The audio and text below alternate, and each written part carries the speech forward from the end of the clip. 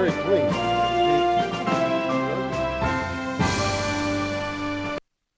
Good evening, and welcome to this edition of the Speakers and Leaders Hour.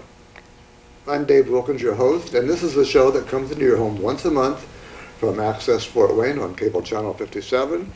And not only that, we are here live and in person. That means we can take your phone calls a little later on. 422-3902. 422-3902. We have operators standing by to take your calls and comments about our program tonight. Why are we here? We're here to promote Toastmasters International in general, and Anthony Wayne Toastmasters specifically, because everybody here belongs to the Anthony Wayne Toastmaster Club that's been around 70 plus years. As I said, I'm Dave Wilkins. I'm the treasurer of the club. I've been there since 1985. That's like, 33 years ago. So I'm still learning. And we come down here once a month to talk about our club and show you what we do in Toastmasters, which primarily is give presentations to the public.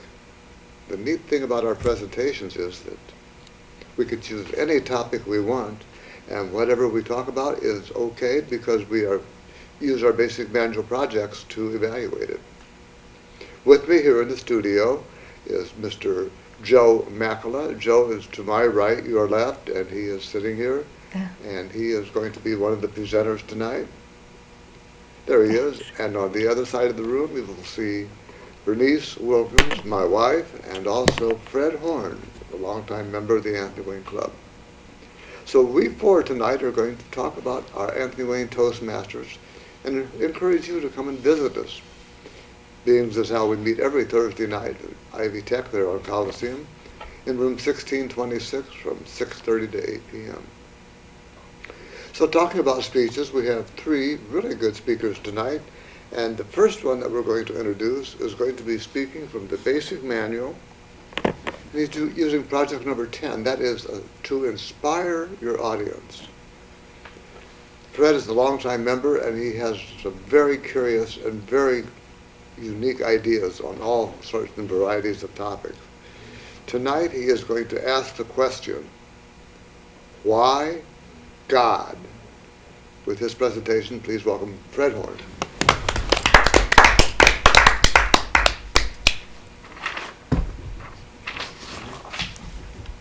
Thank you, Dave. It's my pleasure to be here tonight. I really thank Dave and Berniece for not only having me here tonight, but for being my mentors in the Toastmasters Club for these past 10 years. Can you believe it's been 10 years? 10 years now. And one of the great things about Toastmasters is that it gives you practice, it gives you confidence to convey a message. How often did I feel like saying something, but I didn't have the confidence to stand up and say it? And very often these messages are so important to other people.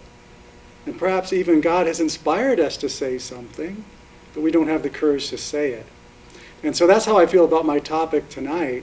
My topic tonight is very important to a lot of people. It's very important to me to resolve this question. And the title is, Why, God? Don't we often question what God's motives are, especially when it comes to pain and suffering? I think about the situation of 9/11, how much suffering there was that day, and how many people said, why, God? We prayed, but yet why? Why did this terrible suffering happen? We've all lost loved ones, or maybe seen loved ones suffer, and we say, why, God? Well, all this came about with me just recently in the last few months. I picked up a pamphlet, just happened to get it in the mail, and it was supposed to console people who were dealing with suffering. And one of the things it said just astounded me. It was very obvious once I read it. It was very obviously true. But yet it astounded me. I'd never thought about it. And this was the line. It said, all suffering is God's will. All suffering is God's will. And when I read that, I thought, wait, that can't be true. And then I thought about it, and I thought, well, God created everything. It must be somehow his will. And so I set out to wrestle with this question, and it was actually affecting my life. It was affecting my choices. It was affecting my motivation in life. It was affecting how I felt about God. I was actually questioning God. And so I think this is something that we all deal with. We will all deal with it one day if we haven't already, but terrible suffering that challenges our faith. And so that'll be the topic of my conversation tonight. And it's really just my witness. I'm no expert. I was just a person seeking some answers to a question that I was really struggling with. And so we asked the question, does God will suffering? Well, we look to Scripture and we see apparently he does. Father, let this cup pass me by, yet not my will, but thy will be done. Thy will be done. The Father's will that Jesus should be tortured and suffer like that? Apparently God wills suffering in some situations. And Jesus said to Pilate, you would have no power over me if it were not given to you from above. The Father himself gave the power to Pilate to torture Jesus. Apparently God wills suffering in some situations. In the book of Job, we see that the Lord gives and the Lord takes away. And blessed be the name of the Lord, says Job. So Job acknowledges that the Lord takes away, which of course can cause a lot of pain. The rich man also died and he was buried in hell. There's another question. What about hell? What about eternal suffering that's obviously God's doing? So apparently, in some way, God does will suffering. As I began to research this question, I found a Catholic theologian named Dr. Peter Kreeft. Dr. Peter Kreeft was probably one of the best sources that I found. And he framed this question this way, and he put it very sharply and very honestly. He said, this is one of the atheist's best arguments. Not that it can't be refuted, but it is one of the arguments that atheists are most effective in bringing people to their ideas. And so he framed the question this way. If God is all good, if God is all powerful, and if God is all knowing, if those things are true, the way that Christians define God, then this fourth thing cannot be true. Evil exists, pain exists, suffering exists in the world. Those three things, he says, are opposites, they are contradictions. If God is good, then he would stop suffering. If God is all powerful, then he would have the power to stop suffering. If he's all knowing, he would know that the suffering was coming.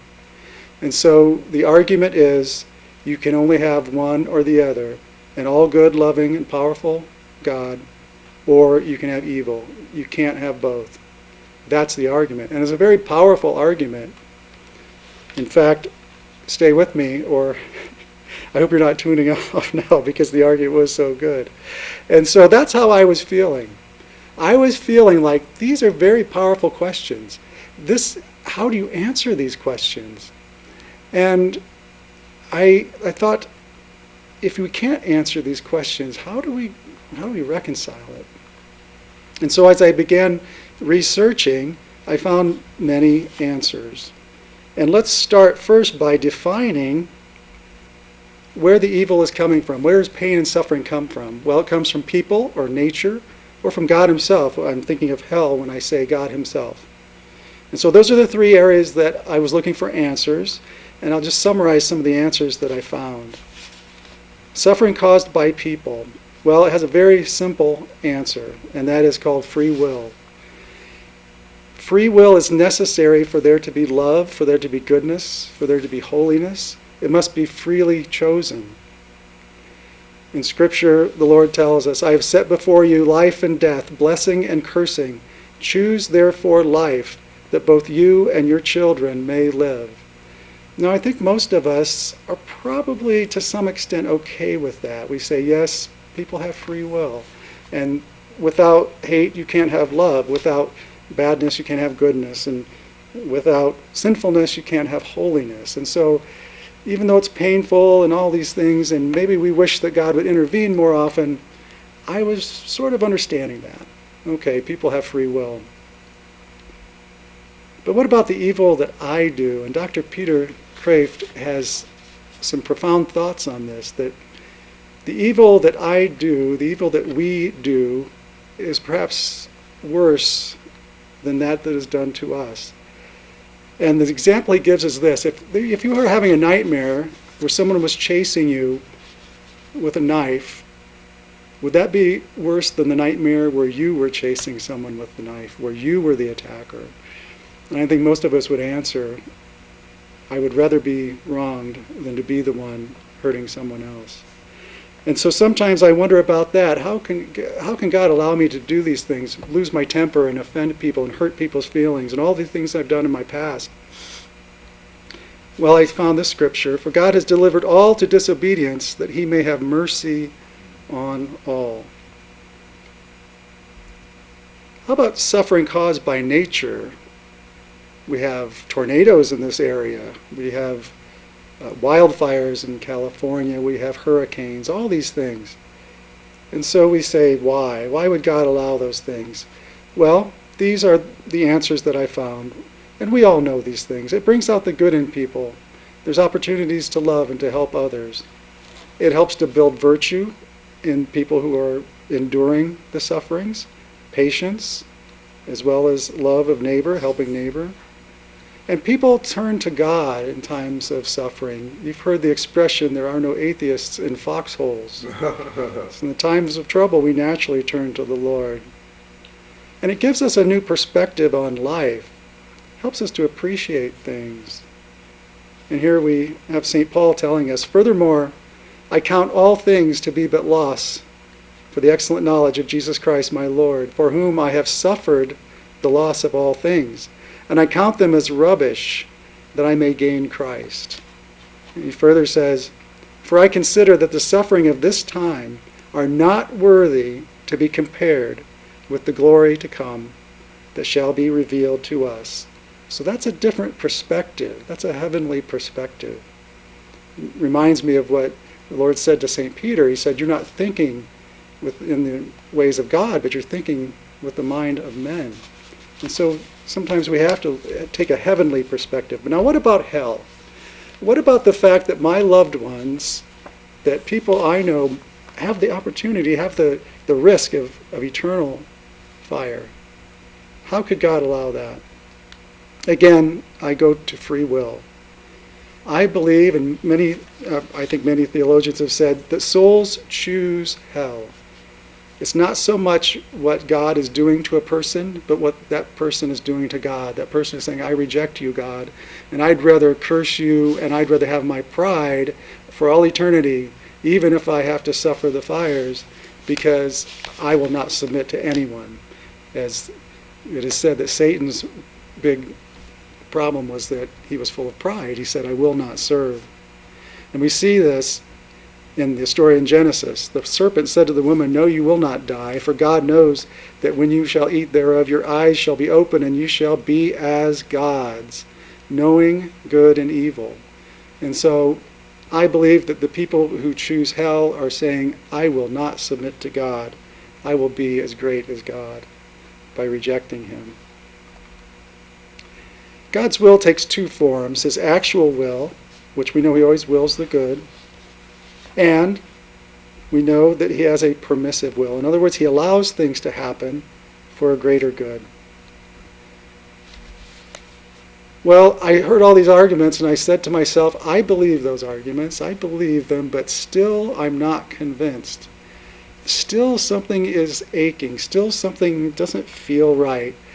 And that's when I came across another key attribute that I believe was missing.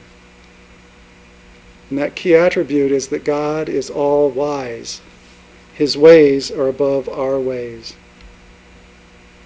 We think suffering equals evil, but we know in some cases it doesn't. We know that surgery causes suffering, but it's not evil.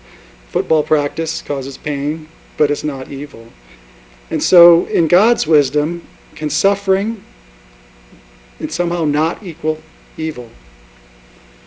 And this is where we turn to God and we say, God, you are Lord, I am not. Where were you when I laid up the foundations of the earth, says the Lord? Tell me if you have understanding. For my thoughts are not your thoughts, nor your ways are my ways, says the Lord. For as far as the heavens are exalted above the earth, so are my ways exalted above your ways, and my thoughts above your thoughts. Oh, the depth of the riches of the wisdom and the knowledge of God. Oh, how incomprehensible are his judgments, and how unsearchable his ways. For who has known the mind of the Lord, and who has been his counselor? These are the words that helped me to get reconciled with this question. I believe we have to trust in God. In Romans, St. Paul tells us, and we know that to them that love God, all things work together for the good. And we know that there's beauty in the world. We know it. We can feel it, that beauty and goodness and love and holiness, it outweighs all the evil. I think we know that. And so I think we have to keep the perspective. Whatever things are true, whatever is modest, whatever is just, whatever is holy, whatever is lovely, whatever is of good repute, if there be any virtue, if there be praise of discipline, think of on these things. The things which you have learned and received and heard and seen in me, do these, and the God of peace shall be with you. Mr. Toastmaster.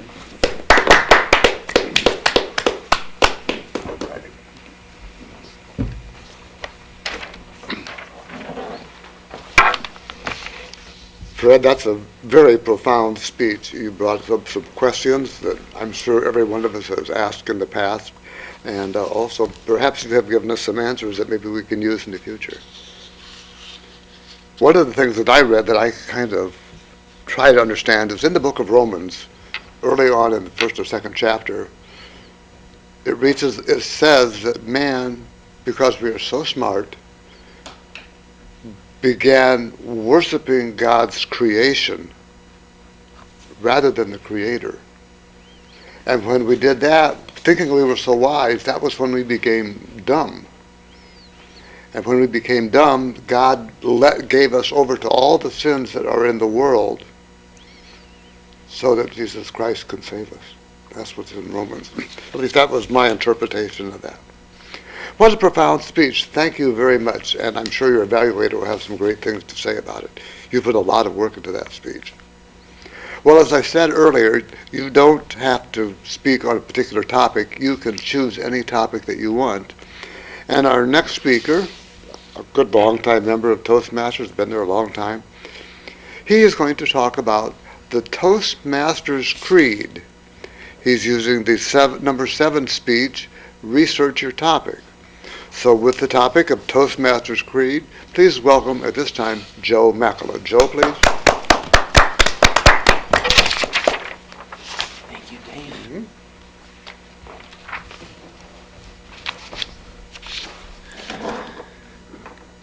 Fellow Toastmasters and guests, I'd like to thank Berniece and Dave Wilkins, first of all, for helping me to get the courage to come up here, for helping me these last 16 years since 2002. And you are telling someone that you are in Toastmasters. The person will likely ask, so is this a toaster company? Do you learn how to make effective toast there?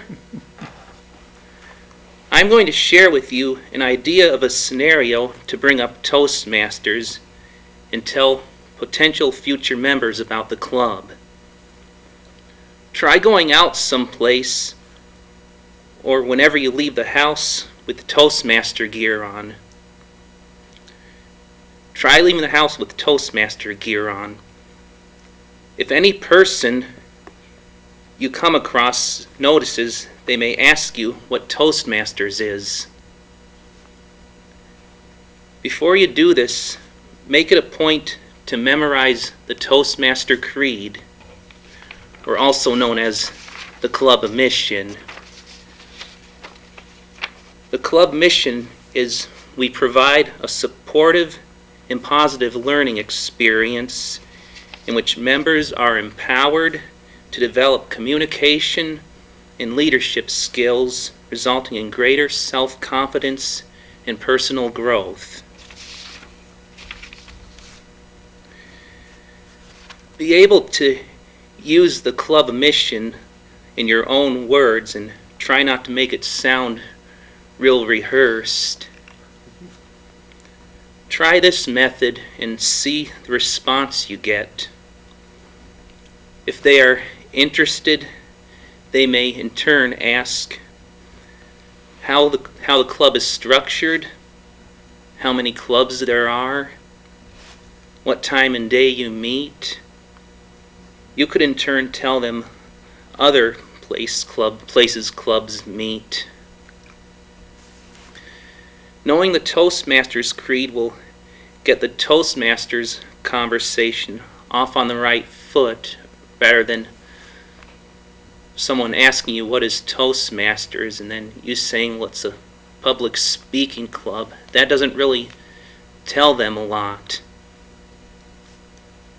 Wear that Toastmaster gear and memorize the creed, and are also known as a mission, and you may be surprised, Mr. Toastmaster.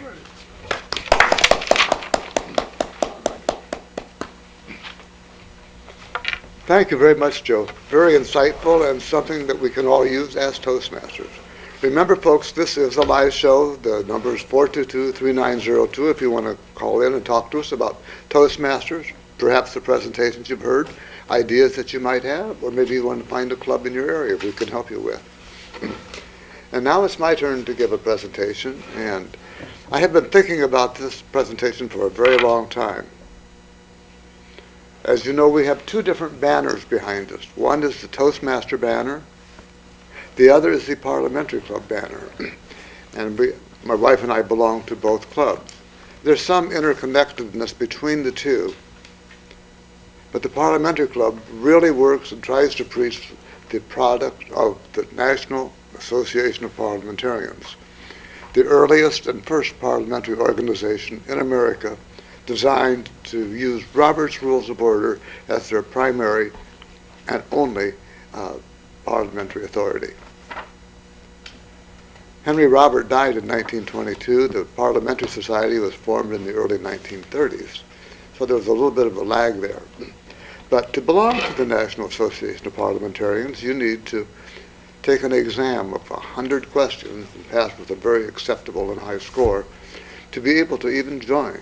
Every member we have has already taken that exam. They give you a list of 300 questions, of which your exam will be 100 of those 300 questions. So it's best to study all of them. And your examination is proctored. That means you have to have a previously member of the National Association of Parliamentarians, or a professor or a clergy or somebody of some repute who can time and monitor the progress as you're taking the exam. And now I want to take issue against something that they have been teaching for a long time. When we joined, the first thing that we learned is we talk about voice vote, viva voce. That's when in an organization the chairman will say, all in favor say aye. And then the chairman will say, and all those opposed say no. Very early on, when you're just barely joining the Parliamentary Society, you learn very quickly. You don't say aye and nay, never say nay.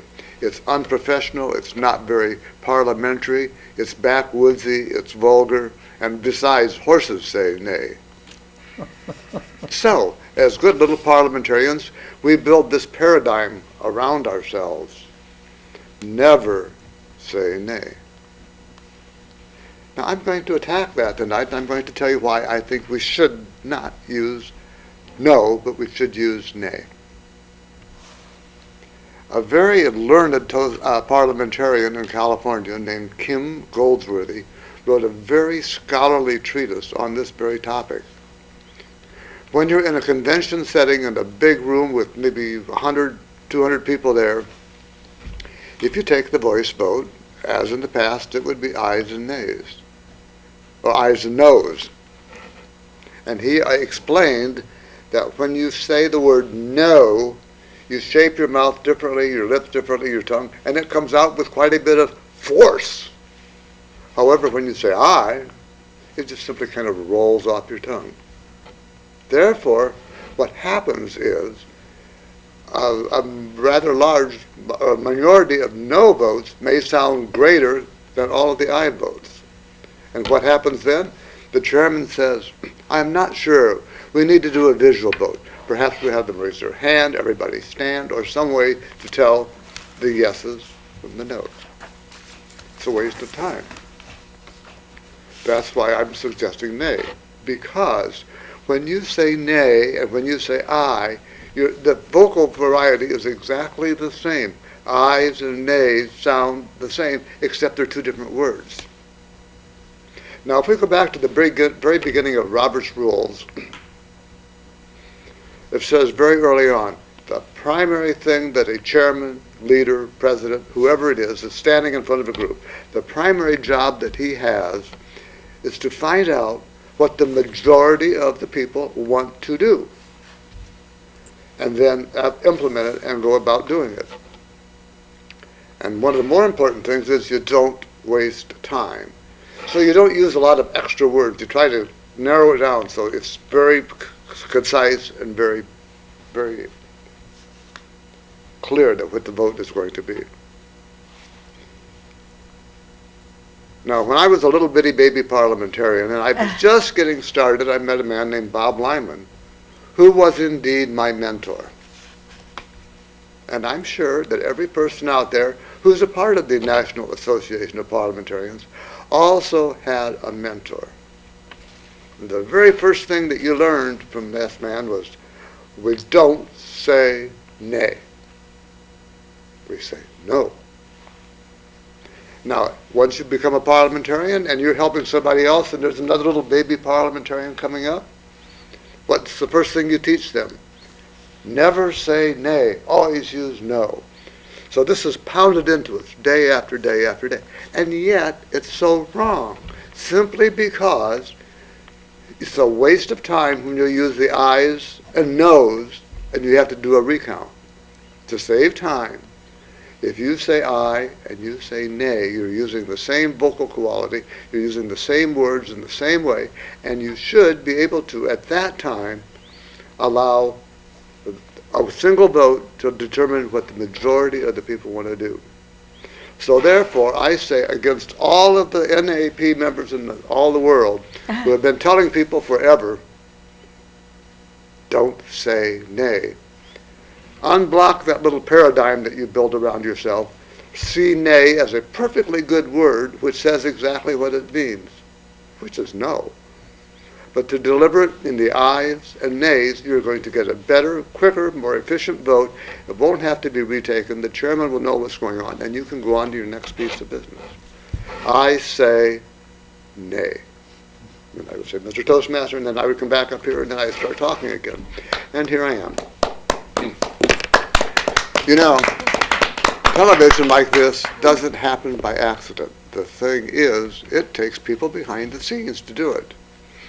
And the behind the scenes people get very little credit, and they really should, because without them, we would not be on the air. And the first person I'd like to thank tonight is Jim Mount. He is our really strong cameraman, so give him a hand. Thank you, Jim. And in the booth, which you cannot see, there is a man named Otto Boucher, and he's sitting there, and he is pushing all the buttons and making the switches go up and down at the right time to put this on the air. So we got to give Otto a hand. All right. And now about 2 TV shows. If you want to do a TV show, you can make your own television show. The Allen County Public Library is the place for you. How much does it cost, you say? Nada, nothing, nay, nothing, zero. You come down here with an idea for a TV program. You talk to one of the people, most notably probably Norm Compton. You give him the idea of the show that you want to do. He will talk to you. He will tell you when you're going to need this and that, and you're going to need something else, and you need to go to producer school. Well, what does producer school cost? Nothing. No, nada, nay. But you have to go. That way you learn about why you need a camera operator, why you need an audio technician, who the man is going to be in the booth, and so on. You get the people together, your talent for your show. You pick a time, you make sure you have a crew, you're given a list of volunteers to call. And we have paid staff here, and they're wonderful, but we also have a lot of volunteers, and they're even better because the volunteers are the ones that really keep the show going, and they learn talents too that they never had before. Anyway, you want to do a TV show, this is the place you can come. And this is your TV station because it's part of the Allen County Public Library. When you pay your city taxes, you're paying for this. You're paying for it through your Comcast bill when you pay your bill at the for your TV at home. So anyway, that's how we get on the air, and we're here once a month. We've had a couple of really good speeches, and then we've had mine, and we'll find out about that a little later. But what we always do in Toastmasters is we have something called evaluation. And at this time, I'd like to call Berniece Wilkins up here, and she's going to be our evaluator. She's going to do all the evaluations at one time. So Berniece, it's time for you to come up here.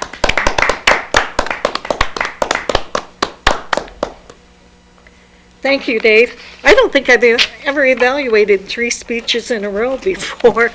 That's hard work. And I try to be fair. I don't want to just whitewash everything and say, oh, the speaker was great. I want to give them some ideas maybe for a little improvement, but these are just my ideas, my opinion. It's not necessarily what someone else might believe about the speaker. The first person was Fred Horne, and the title of his speech was Why, God? And the title of the speech is a little difficult because people want to say, why God? Why do we have a God? And that's not what he meant at all. I think maybe he should encourage the introducer perhaps a little more on really putting the punctuation, the why, comma, God, question mark in there. But the title fits perfectly. I don't have any issue with the title. I think the topic itself was probably relevant. Maybe those people who are agnostics, or what's the other one? Atheists. Maybe they would instantly tune away. I don't know. And those are the people that this is aimed at. You kind of were speaking to the choir. And that's not really unfortunate, but because we all need our own faith strengthened too, and the speech certainly did that. Most of the people that you were talking to, I think, understood your message, what you were getting at. They might have even scratched their head and thought, you know, I wondered those things myself. Are there any answers to that? Well, you had some answers that really surprised me. Some of the things myself that I questioned, you had answers for. And apparently you've done a lot of research and really thought hard about this subject yourself, thought hard on it to be able to come up with a conviction. You were very convincing. I think you were convinced yourself of your message, and that made it more acceptable to us. And I like the fact that you used actual events like 9/11, for example, and Bible events like Job, poor Job, all that he went through. You had a lot of ideas like that and a lot of Bible stories. I think you really came through with examples of what you're talking about. Perhaps you could have had a few more gestures. Your hands were, I don't know if they were on the lectern or down here, but they were behind the lectern, and we never saw any arm movements. So maybe you could have been a little more animated. That's the word I'm searching for. Just a little more animated. What I liked, your sincerity. You're so sincere. You covered so many of the bases, so many of the questions, and they were in a very orderly fashion, too, that we could follow. You had things in there that I hadn't even considered. And I can see that you've pondered these questions very carefully. And one other thing that really doesn't have a lot to do with the speech or anything, it's part of the delivery, you had a nice smile, even though it was a very serious subject. You had a very warm, welcoming smile. And that means a lot. Sometimes people are so into their message that they forget to smile at the audience. So very good job. Thank you, Fred.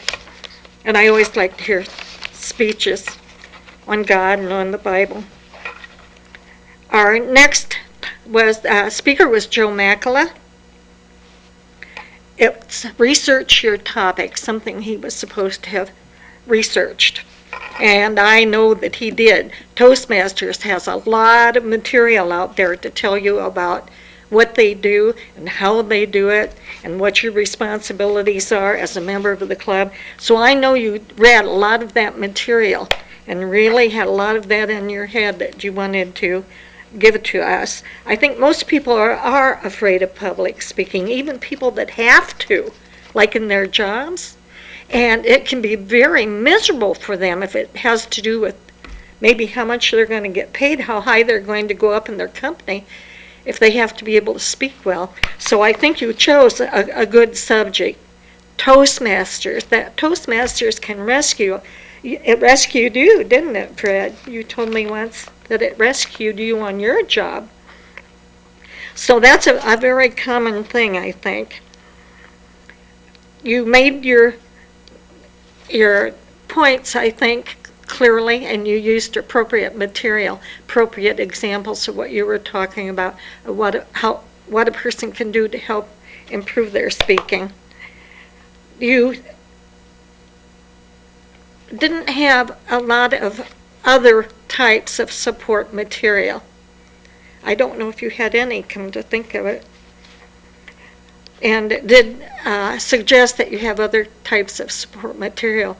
But I don't think there's anything better than Toastmasters support material. Your purpose was very clear. You were enthused about your subject. You could tell that you really believe in Toastmasters. The speech was well organized, very well planned out, easy to follow. It was easy for me anyway. You had some body language, but not a lot. For the most part, you just stayed planted, which is all right. That's better than maybe swaying around or pacing, but maybe a little more gestures would help. I think perhaps the ending seemed a little short, and I'm supposed to be able to give you an example of how I think you could have done it, but you know what? I can't think of an example myself. I don't know. You did use the Toastmasters Creed in that, and that was very good. That's something that we're supposed to follow. I liked your smooth delivery, and you were using notes, but you kept looking up. You did it so smoothly, so well. I don't know if anybody would have noticed that you were using notes. I'm a Toastmaster, so I noticed, but it was done very well. And they say it's okay to use notes. Just be smooth in the way that keep eye contact. Don't lose your eye contact. And you didn't. You did a good job of that while you were reading. Very, very good job. I hope you convinced some people that are fearful to join us and get over that fear. Thank you, Joe. And then I'll give that back to you. And one more person. I don't get the opportunity to evaluate my husband very often. They don't usually assign us to evaluate each other. We do that in the car on the way home. But his speech was say nay. I'm a parliamentarian also. And I think primarily he was talking to me because I'm no? Well, I believe in not saying nay.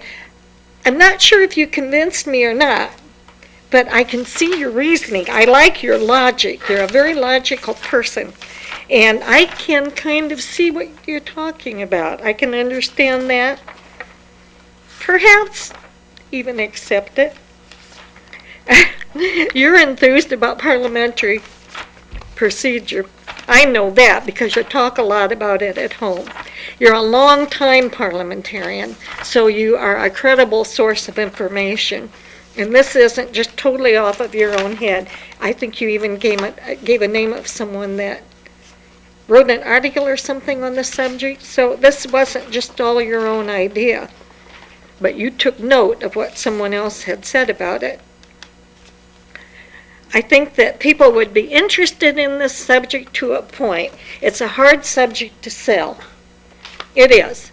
People think business meetings are boring, and for the most part they are. That's the whole point of parliamentary procedure.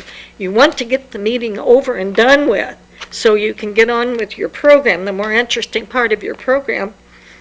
And Dave has a lot of good ideas on using parliamentary procedure to help you get through those meetings quickly and fairly. And one of his good ideas, I guess, in the end, is saying nay when taking the vote. You had great gestures, great body language, very animated. It's hard to watch a talking head. It's kind of like the reporters on TV. They never have any, I guess they're not supposed to have any gestures, but you did a very good job with gestures and body language. The organization of your speech was good. I noticed your vocabulary was excellent. You had wonderful vocabulary, used a lot of words that I know, but that I don't use in everyday speaking usually.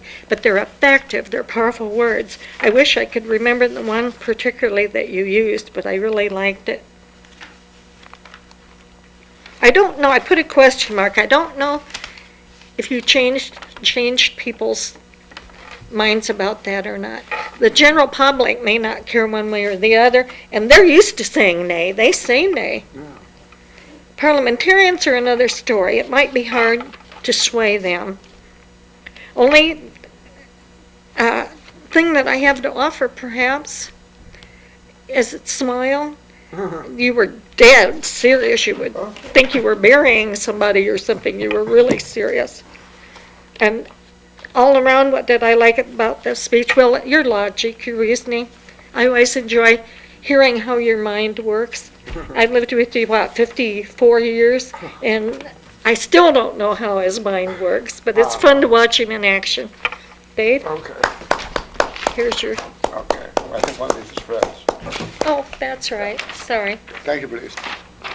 And thank you for that evaluation. In fact, you just gave me another point to put into the speech. Since the majority of the general public already use nay, why do we want to stub their toes and say, oh no, don't say nay, say no? And also, the man that I was quoting was Kim Goldsworthy. Okay. He talked very scholarly about the voice being no and I, but he didn't have an answer for it. I mean, he just said may have to take the vote twice or so to see it. Okay, we've got our speeches in. We've also had the PSA for how to use this wonderful TV station. Now it's time for some announcements. Oh. In the Toastmaster organization, we have a fall conference coming up that's going to be in Bloomington, and it's going to be... Not Bloomington. No, it's not. It's going to be in... West Lafayette. In West Lafayette. See, I said that to see if you'd catch it. Right. In West Lafayette on April 20th and 21st, and there's still reservations they will take if you want to get with your club organization or your club officers to get the information. Also, our next TV program here was going to be on May 8th, and so we look forward to seeing you back here at that time. And the Parliamentary Club this month will meet on April 16th. We will be in the Globe Room, and it will be our regular monthly meeting. A little later in the month, on the 28th, we will have our gavel display right in front of the Globe Room, and you will be able to meet and talk to Henry Robert that day. He will be there in person, in costume. He's been dead a few years. Yes, yes. Okay. I will be there in the personage of Henry Robert. And we will talk about why and how he wrote his marvelous little book. And the Toastmaster Club we'd like to promote is the Anthony Wayne Toastmasters at room 1626 at Ivy Tech on Coliseum every Thursday night from 6:30 to 8 p.m. Again, I'd like to thank the people here at Access Fort Wayne. That would be Jim Mount and Otto Boucher for doing the work of multiple numbers of people tonight. And I know that we're running a little bit early, but I think that since we've got everything in that we need to say, I'll ask everybody here at the table, do you have any final comments, Berniece, for us? Well, I'm really enthused about Toastmasters and parliamentary. I would suggest Toastmasters first because that may, well, I don't know if it's the one you most commonly use or not, but it would help you to be able to express yourself in meetings. Okay, good. And Fred, do you have any final thoughts and comments for tonight? Well, I was just thinking as you were speaking about Toastmasters that I really appreciate people like Dave and Bernice who, they're volunteers with Toastmasters. There are the only paid employees of Toastmasters are in California at the headquarters. But the people that make it work are volunteers, and they do it because they love it. And so I'd just like to thank Dave and Bernice and all the people in Toastmasters. I'm thinking of Dave Parnan, our current division director, and Crystal Heffley, our district director, as well as Adrian Maurer, and just all these people who have helped, and they really go above and beyond. And so I just want to thank them and everyone who volunteers for Toastmasters and all the members. As Dave likes to say, 80% of success is just showing up. And if we didn't have members show up, we would have no one to speak to, and we help each other just by showing up. So. Well, I want to thank you, and I want to thank Joe tonight for doing such a great job, and welcome you back anytime. If you have another presentation next month you'd like to give it, we would welcome you back here.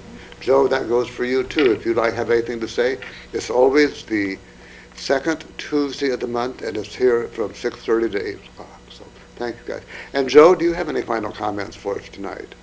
Thank you for having me, allowing me to get that message out. Okay. Do you have any final thoughts then on Toastmasters itself, or is that it? No, that's pretty much it. That's it, okay. We meet at 6:30 every Thursday at Ivy Tech. Right. Absolutely, okay. Well, thank you all for your commercials for Toastmasters and for the organization. Thank you for all for being here tonight and helping put this show in the air. It's fun to do. It's even more fun when you've got really great people, and we were lucky tonight to have you. And thank you, Bernice. I know you like to be here, everyone. Ha, ha, ha. Okay. And now, until next time, which will be next May 8th, will be our next show here. Thank you for watching, and may all your speeches be pleasant, and may God bless you all, and good night.